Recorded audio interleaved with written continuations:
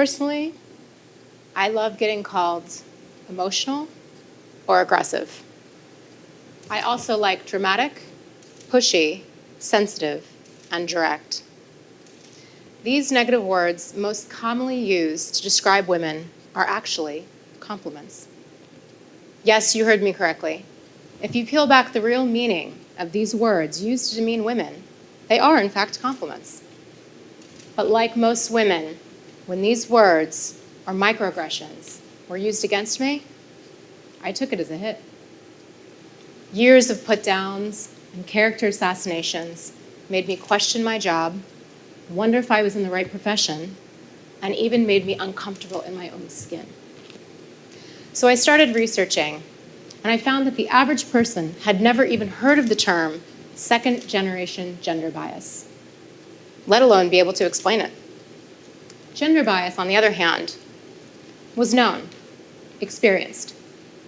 It's an obvious or overt action where women are intentionally left out, whereas second-generation gender bias is much more clever. It refers to the language that on the surface seems non-sexist, but in reality, it's leveraged to discriminate against women for not following preconceived gender norms. It's so clever, in fact, women even use this language to describe other women because it seems so normal. Finding this term was hugely validating for what I was experiencing, but unfortunately there were no real solutions offered.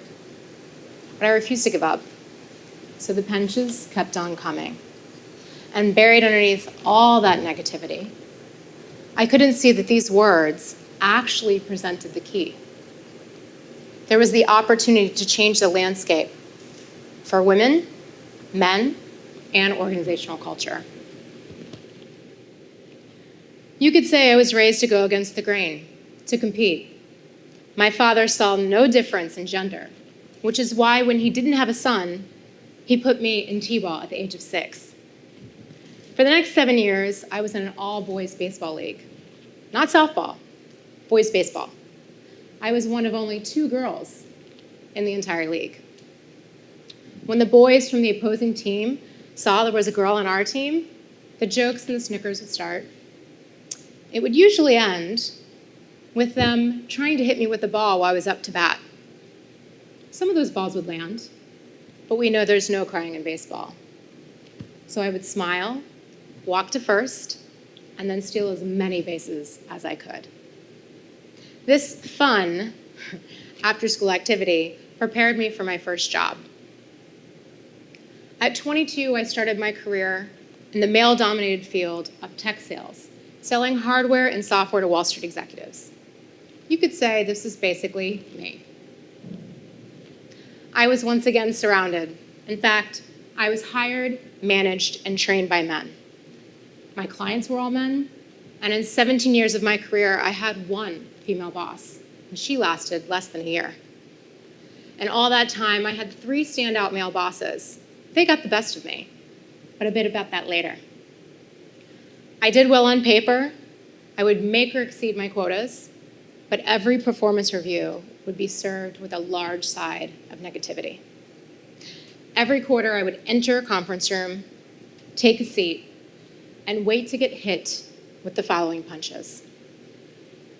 You're too emotional.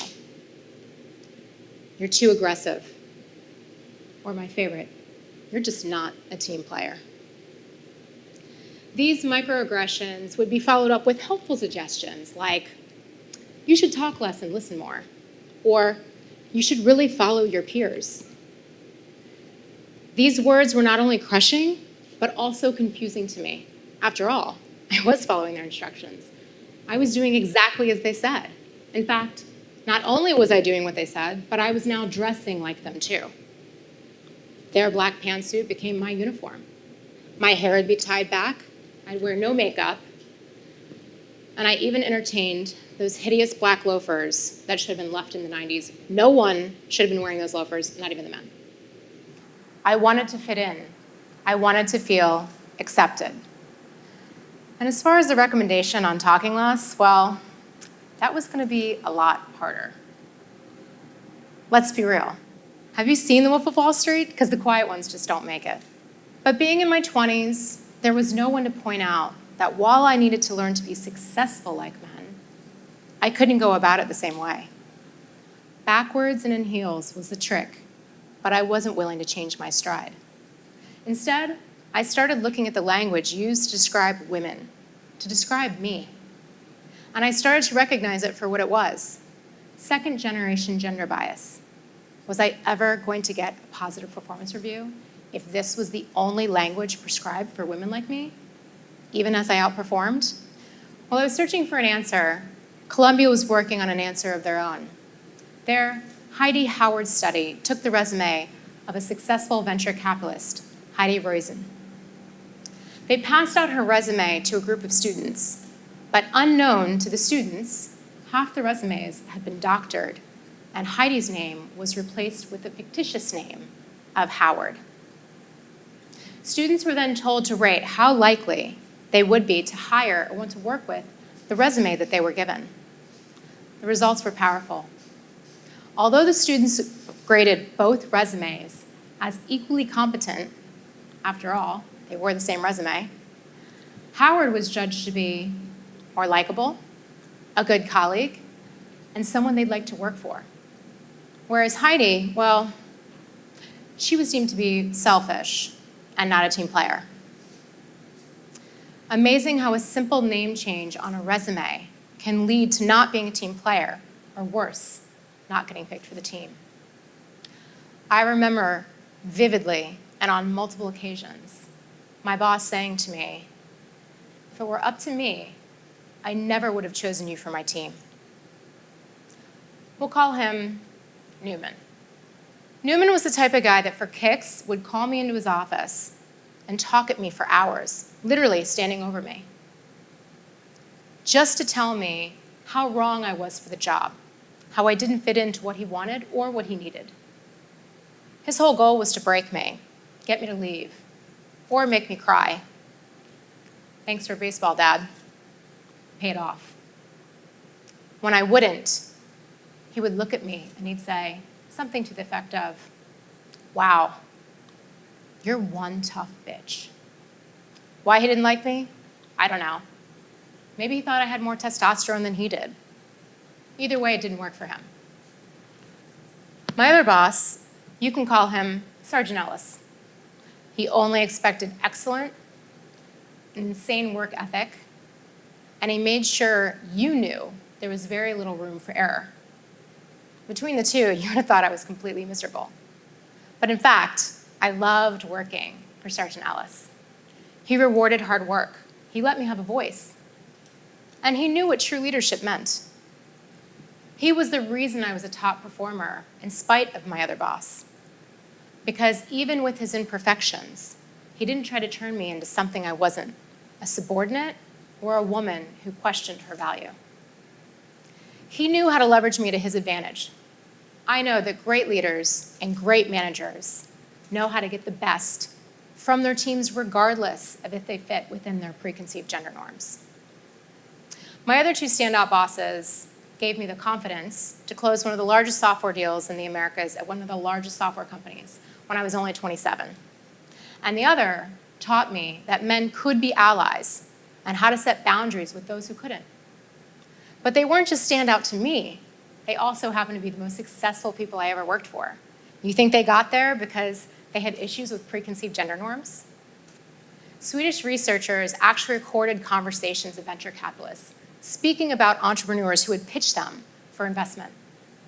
When objectivity turns to subjectivity, the opinions of the investors shifted when there was a change in gender. Overall, male entrepreneurs were seen as ambitious risk takers who took action to try out their ideas, where female entrepreneurs, they were generally seen as cautious, risk-averse, and reluctant to take the next step. The same attribute that was deemed positive for a male entrepreneur would be relabeled as negative for a female entrepreneur. For example, if the entrepreneurs were young, well, the male was perceived as promising, whereas the female was relabeled as inexperienced. And if the entrepreneurs had experience, well, The male was clearly knowledgeable, whereas the females would be worried. You get the idea. My favorite was if deemed the entrepreneurs attractive. The women would be graded as more careless with money. I'm not sure of the correlation between being attractive and being careless with money, but if I had to guess, this spoke more to the investors' choices and partners than the women who actually pitched them for investment. When I read this, I wondered how our standards had fallen so low and why second-generation gender bias had spread so toxically unchecked. My company at the time participated in one of the largest IT conferences in the world. We'd spent thousands of dollars on one of these over-the-top display booths. It went well, the booth was impressive, and everybody kept commenting on the 90-inch TV. The TV might have been our showpiece that week, but it also turned into our nightmare. The van to transport the TV off-site wasn't big enough. If we didn't move it within the hour, our company would be fined thousands of dollars in storage fees. Glancing over 3 lanes of bumper-to-bumper traffic in San Francisco, I took off running. Unfortunately, I wasn't wearing those loafers. I had graduated from dressing like men, and I was now in heels. But I ran towards this van, and in the distance, I got there, knocked on the window, and said, "Hi, I'm Amy. Is there any way you can help me transport a 90-inch TV about 10 miles away?" He had a confused look on his face. I pulled money out of my pocket and said, "I'll pay you." Now my friend Joe was listening. I ran back to the team to announce, "We have a van." We then loaded the TV and our VP of technology, Nicholas, just for collateral insurance in case Joe decided he wanted to acquire a new big screen. In the end, we got the TV transported, saved thousands of dollars, and still made our flights back to New York in time. However, that story spread like wildfire back in the office. There were several versions: the truth and everything else. I was known as the crazy woman who played Frogger in San Francisco during rush hour traffic, or the aggressive woman who grabbed some random guy in a stalker van off the street. One of the executives I worked for, Carl, finally said to me, "Where were the guys? Why didn't they just handle the TV?" I joked, "Well, actually, Nicholas came in handy for collateral insurance." He wasn't laughing. The message was, I should have left it to the guys. Moving big stuff is not women's work. Your resourcefulness and your creativity made the rest of the male team look bad. Experiencing these situations on a daily or weekly basis, I knew I was probably never going to be able to climb the corporate ladder as high as I wanted, or break the glass ceiling without conforming or playing a role. It's not that there weren't other women like me who got it, or men that didn't appreciate what I brought to the table. They were just the rare exception instead of the rule. I knew I would have to start my own company and go against the grain once more. But what separates entrepreneurs who make it and those who don't? We've known for a long time emotional intelligence is the #1 reason as to why one succeeds in the workplace. Furthermore, we found that those with a high level of EQ get paid $29,000 more a year on average. I think everyone here can agree getting paid more is never a bad thing, especially if you're a woman. But what if you're a founder and you're not in the traditional workplace? Gallup's 5-year study on entrepreneurs found determination was #1, while the Office of Education Technology says it's tenacity. If we look up the definition of tenacity, we find tenacity is a quality of fact of being very determined, determination. And I want you to pay special attention to Oxford's example used here. You have to admire the tenacity of these two guys. We'll come back to this. Angela Duckworth, a professor at the University of Pennsylvania, calls it grit, and she's even created a grit scale, in which she measures how much an individual displays. On her grit scale, she in fact found that females were significantly grittier than males. Students aged 31 and older were likely to score higher, And students with postgraduate studies scored higher still. So theoretically, if you're a female, older than the age of 31, and have completed your postgraduate degree, congratulations. You're one of the most tenacious or gritty out there. But let's go back to that example from Oxford, the tenacity of these two guys. I think someone needs to inform Oxford not only are they promoting a gender stereotype, but it's time for them to update their example. Looking back at all this research, we have to start asking ourselves as women, if you can't be emotional, then how can you exercise your emotional intelligence? And if you can't be aggressive, then how are you supposed to be tenacious or show grit? How are we supposed to be successful if the very things that make us successful are those that become negative when they're tied to a woman? Let's go back to the start. I love getting called emotional or aggressive. I also like dramatic, pushy, sensitive, and direct. Instead of the negative and demeaning rhetoric, these words now translate to their actual meaning, and I hear compliments instead. Emotional now means emotionally intelligent, and aggressive now means tenacious, or one who has grit. Because in reality, if these microaggressions were tied to a man, they wouldn't be microaggressions at all. They would be viewed, felt, and be seen as compliments.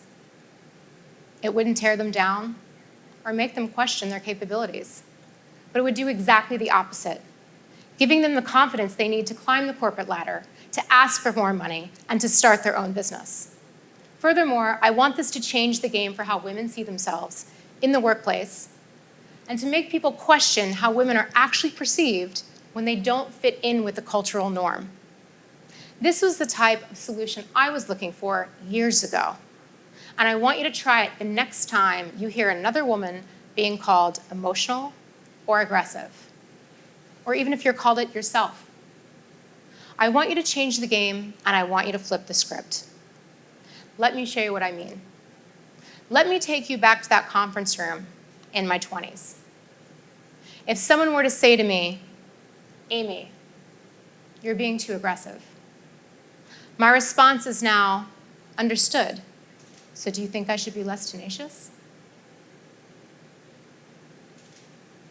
It will stop the person across from you and make them think.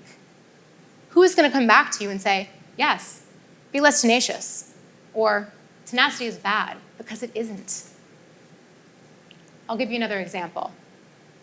Amy, you're being too emotional. My response is now, yes, I am emotional about my work. Thank you so much for recognizing my passion. It means a lot to me. If you take this negativity and turn it into a compliment, you've reassigned this negative perception into something more positive, not just for you, but for the other women and men around you as well. So the next time someone tells you you're a bit too emotional or aggressive, take it as a compliment and say, thank you. I am passionate about how I spend my time and tenacious about how I run my business. Thanks so much.